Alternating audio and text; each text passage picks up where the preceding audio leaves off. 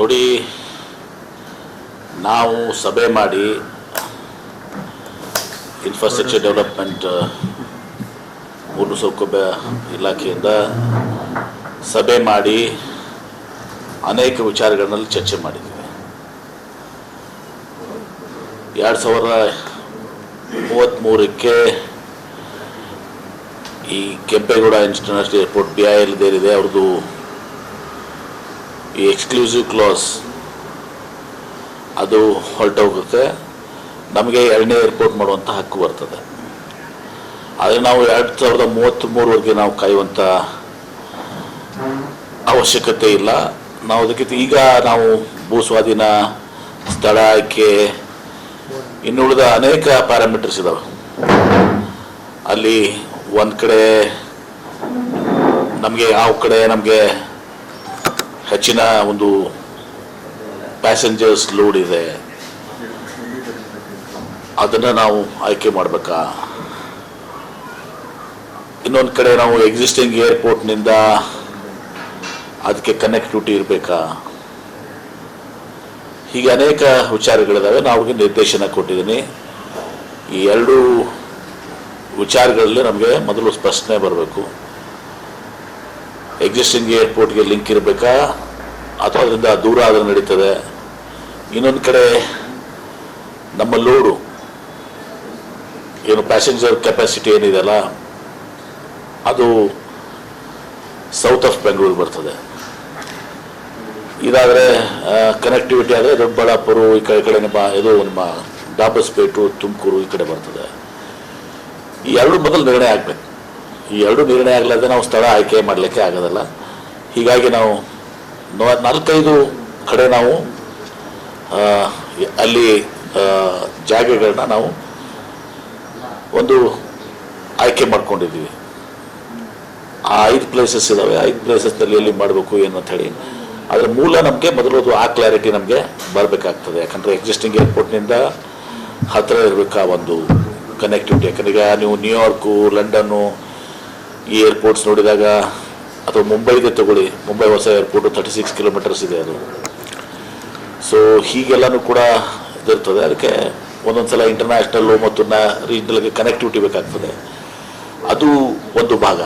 ಇನ್ನೊಂದು ಕಡೆ ನಮಗೆ ಪ್ಯಾಸೆಂಜರ್ ಲೋಡು ಈ ಕಡೆ ವೈಟ್ ಫೀಲ್ಡು, ಸೌತ್, ಈ ಕಡೆ ಕನಕಪುರ, ಈ ಬೆಲ್ಟಿಗೆ ನಮಗೆ ಪ್ಯಾಸೆಂಜರ್ ಲೋಡ್ಗೆ ಅಲ್ಲಿಂದ ಇಲ್ಲಿಗೆ ಭಾಳ ದೂರ ಆಗ್ತದೆ. ಪ್ಯಾಸೆಂಜರ್ ಲೋಡ್ಗೆ ಅದನ್ನು ಆಯ್ಕೆ ಮಾಡ್ಕೋಬೇಕಾ? ಇಂಥವೆಲ್ಲ ಮೂಲಭೂತ ಪ್ರಶ್ನೆಗಳಿದ್ದಾವೆ. ಅದಕ್ಕಾಗಿ ಆ ಮೀಟಿಂಗ್ನಲ್ಲಿ ಅದನ್ನು ಚರ್ಚೆ ಮಾಡಿ ಇದನ್ನು ಅಭ್ಯಸಿಸಿ ಅದರ ಮೇಲೆ ನಿರ್ಧಾರ ನಾವು ತಗೊಳ್ಳೋಕ್ಕೆ ಒಂದು ಮುಂದಿನ ಮೀಟಿಂಗ್ನಲ್ಲಿ ನಿರ್ಧಾರ ನಾವು ತಗೋತೀವಿ. ಅದಕ್ಕಿಂತ ಮುಂಚಿತವಾಗಿ ನಾನು ಮುಖ್ಯಮಂತ್ರಿಗಳು ಕೂಡ ಚರ್ಚೆ ಮಾಡ್ತೀನಿ. ತದಾದ ನಂತರ ಒಂದು ಕ್ಲಾರಿಟಿ ಬಂದಮೇಲೆ ಚೆಕ್ ಮಾಡಿ, ಅವಾಗ ಕ್ಲಾರಿಟಿ ಬಂದಮೇಲೆ ನಿಮ್ಗೆ ಹೇಳ್ತೀವಿ. ಈಗ ನಮ್ದು ಆದಮೇಲೆ ಈಗ ಅವರು ತಮಿಳುನಾಡಿನವರು ನಾವು ಮೀಟಿಂಗ್ ಮಾಡಿದ್ರು ಆದಮೇಲೆ ಅವರು ಒಂದು ಹೊಸೂರಿನಲ್ಲಿ ಮಾಡ್ತೀವಿ ಅಂತ ಹೇಳಿದ್ದಾರೆ. ಅದನ್ನು ನೋಡೋಣ. ಅದು ಎಕ್ಸ್ಕ್ಲೂಸಿವಿಟಿ ಕ್ಲಾಸ್ ಅವ್ರಿಗೆ ಅನ್ವಯ ಆಗ್ತದಾ ಇಲ್ಲ, ಹೀಗೆ ಅನೇಕ ವಿಚಾರಗಳು ಟೆಕ್ನಿಕಲ್ಲು ಮತ್ತು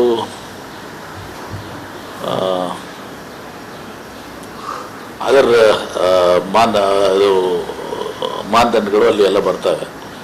ಬಹುಶಃ ಇನ್ನೊಂದು ಮೀಟಿಂಗು ಶೀಘ್ರದಲ್ಲೇ ಮಾಡ್ತೇವೆ.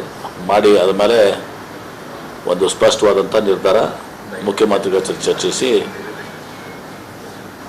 ಅಂತಿಮವಾಗಿ ಕ್ಯಾಬಿನೆಟ್ನಲ್ಲೂ ಕೂಡ ಚರ್ಚೆ ಮಾಡಿ ಒಂದು ದಿವಸ ನಿರ್ಧಾರ ಮಾಡ್ತೇವೆ.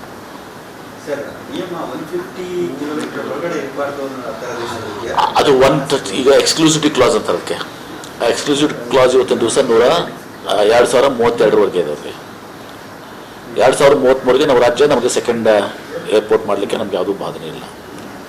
ಇದಾಗಿನೂ ಕೂಡ ಇನ್ನೂ ಅನೇಕ ವಿಚಾರಗಳಿದ್ದಾವೆ.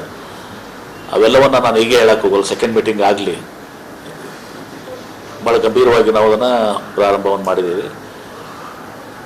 5-6 ಕಡೆ ಸ್ಥಳನೂ ಕೂಡ ಅವತ್ತೊಂದು ದಿವಸ ಅವರು ಟೆಂಟೇಟಿವ್ ಸ್ಥಳಗಳನ್ನು ಕೂಡ ಅವರು ಲೈಕ್ ಮಾಡಿದರು. ಈ 2 ಪ್ಯಾರಾಮೀಟರ್ಸ್ ನಮಗೆ ಏನಿದೆಯಲ್ಲ ಅದರ ಒಂದು ಸ್ಪಷ್ಟತೆ ಬಂದಮೇಲೆ ಅಂತಿಮ ನಿರ್ಧಾರ ತುಂಬಿಕೊಡ್ತೀವಿ.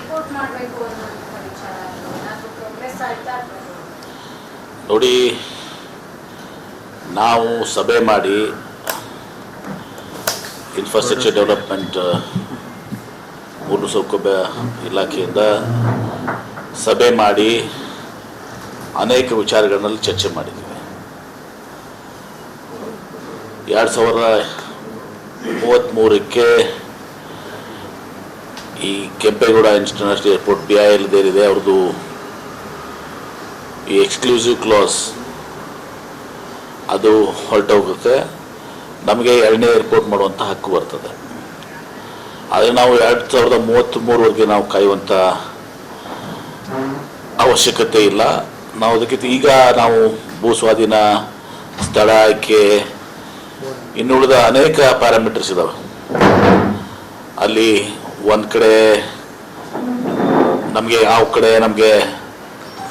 ಹೆಚ್ಚಿನ ಒಂದು ಪ್ಯಾಸೆಂಜರ್ಸ್ ಲೋಡ್ ಇದೆ,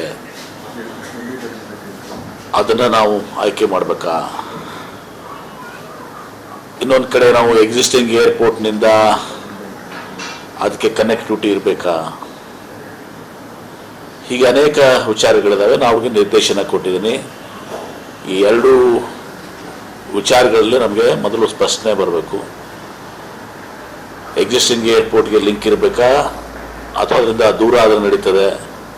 ಇನ್ನೊಂದು ಕಡೆ ನಮ್ಮ ಲೋಡು ಏನು ಪ್ಯಾಸೆಂಜರ್ ಕೆಪಾಸಿಟಿ ಏನಿದೆಯಲ್ಲ ಅದು ಸೌತ್ ಆಫ್ ಬೆಂಗಳೂರು ಬರ್ತದೆ. ಇದಾದರೆ ಕನೆಕ್ಟಿವಿಟಿ ಆದರೆ ದೊಡ್ಡಬಳ್ಳಾಪುರ ಈ ಕಡೆ ನಮ್ಮ ಡಾಬಸ್ಪೇಟು, ತುಮಕೂರು ಈ ಕಡೆ ಬರ್ತದೆ. ಈ 2 ಮೊದಲು ನಿರ್ಣಯ ಆಗಬೇಕು. ಈ 2 ನಿರ್ಣಯ ಆಗಲಾರ್ದೆ ನಾವು ಸ್ಥಳ ಆಯ್ಕೆ ಮಾಡಲಿಕ್ಕೆ ಆಗೋದಿಲ್ಲ. ಹೀಗಾಗಿ ನಾವು 4-5 ಕಡೆ ನಾವು ಅಲ್ಲಿ ಜಾಗಗಳನ್ನ ನಾವು ಒಂದು ಆಯ್ಕೆ ಮಾಡ್ಕೊಂಡಿದ್ದೀವಿ.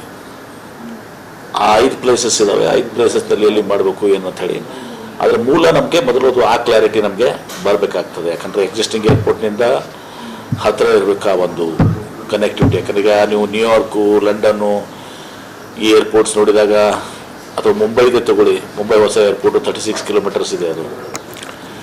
ಸೊ ಹೀಗೆಲ್ಲನೂ ಕೂಡ ಇದಿರ್ತದೆ. ಅದಕ್ಕೆ ಒಂದೊಂದು ಸಲ ಇಂಟರ್ನ್ಯಾಷನಲ್ಲು ಮತ್ತು ರೀಜ್ನಲ್ಗೆ ಕನೆಕ್ಟಿವಿಟಿ ಬೇಕಾಗ್ತದೆ. ಅದು ಒಂದು ಭಾಗ. ಇನ್ನೊಂದು ಕಡೆ ನಮಗೆ ಪ್ಯಾಸೆಂಜರ್ ಲೋಡು ಈ ಕಡೆ ವೈಟ್ ಫೀಲ್ಡು, ಸೌತ್, ಈ ಕಡೆ ಕನಕಪುರ, ಈ ಬೆಲ್ಟ್ಗೆ ನಮಗೆ ಪ್ಯಾಸೆಂಜರ್ ಲೋಡ್ಗೆ ಅಲ್ಲಿಂದ ಇಲ್ಲಿಗೆ ಭಾಳ ದೂರ ಆಗ್ತದೆ. ಪ್ಯಾಸೆಂಜರ್ ಲೋಡ್ಗೆ ಅದನ್ನು ಆಯ್ಕೆ ಮಾಡ್ಕೋಬೇಕಾ? ಇಂಥವೆಲ್ಲ ಮೂಲಭೂತ ಪ್ರಶ್ನೆಗಳಿದ್ದಾವೆ. ಅದಕ್ಕಾಗಿ ಆ ಮೀಟಿಂಗ್ನಲ್ಲಿ ಅದನ್ನು ಚರ್ಚೆ ಮಾಡಿ ಇದನ್ನು ಅಭ್ಯಸಿಸಿ ಅದರ ಮೇಲೆ ನಿರ್ಧಾರ ನಾವು ತಗೊಳ್ಳೋಕ್ಕೆ ಒಂದು ಮುಂದಿನ ಮೀಟಿಂಗ್ನಲ್ಲಿ ನಿರ್ಧಾರ ನಾವು ತಗೋತೀವಿ. ಅದಕ್ಕಿಂತ ಮುಂಚಿತವಾಗಿ ನಾನು ಮುಖ್ಯಮಂತ್ರಿಗಳು ಕೂಡ ಚರ್ಚೆ ಮಾಡ್ತೀನಿ. ತದಾದ ನಂತರ ಒಂದು ಕ್ಲಾರಿಟಿ ಬಂದಮೇಲೆ ಚೆಕ್ ಮಾಡಿ, ಅವಾಗ ಕ್ಲಾರಿಟಿ ಬಂದಮೇಲೆ ನಿಮ್ಗೆ ಹೇಳ್ತೀವಿ. ಈಗ ನಮ್ದು ಆದಮೇಲೆ ಈಗ ಅವರು ತಮಿಳುನಾಡಿನವರು ನಾವು ಮೀಟಿಂಗ್ ಮಾಡಿದ್ರು ಆದಮೇಲೆ ಅವರು ಒಂದು ಹೊಸೂರಿನಲ್ಲಿ ಮಾಡ್ತೀವಿ ಅಂತ ಹೇಳಿದ್ದಾರೆ. ಅದನ್ನು ನೋಡೋಣ. ಅದು ಎಕ್ಸ್ಕ್ಲೂಸಿವಿಟಿ ಕ್ಲಾಸ್ ಅವ್ರಿಗೆ ಅನ್ವಯ ಆಗ್ತದಾ ಇಲ್ಲ, ಹೀಗೆ ಅನೇಕ ವಿಚಾರಗಳು ಟೆಕ್ನಿಕಲ್ಲು ಮತ್ತು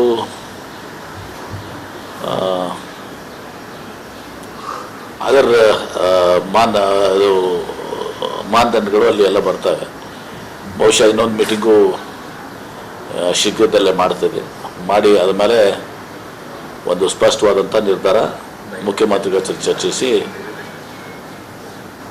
ಅಂತಿಮವಾಗಿ ಕ್ಯಾಬಿನೆಟ್ನಲ್ಲೂ ಕೂಡ ಚರ್ಚೆ ಮಾಡಿ ಒಂದು ದಿವಸ ನಿರ್ಧಾರ ಮಾಡ್ತೀವಿ.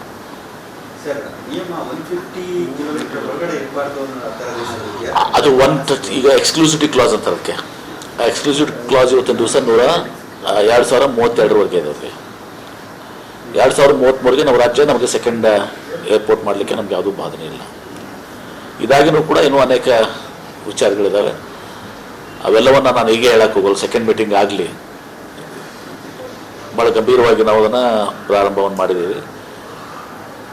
5-6 ಕಡೆ ಸ್ಥಳನೂ ಕೂಡ ಅವತ್ತಿನ ದಿವಸ ಅವರು ಟೆಂಟೇಟಿವ್ ಸ್ಥಳಗಳನ್ನು ಕೂಡ ಅವರು ಲೈಕ್ ಮಾಡಿದರು. ಈ 2 ಪ್ಯಾರಾಮೀಟರ್ಸ್ ನಮಗೆ ಏನಿದೆಯಲ್ಲ ಅದರ ಒಂದು ಸ್ಪಷ್ಟತೆ ಬಂದಮೇಲೆ ಅಂತಿಮ ನಿರ್ಧಾರ ತೆಗೆದುಕೊಳ್ತೀವಿ.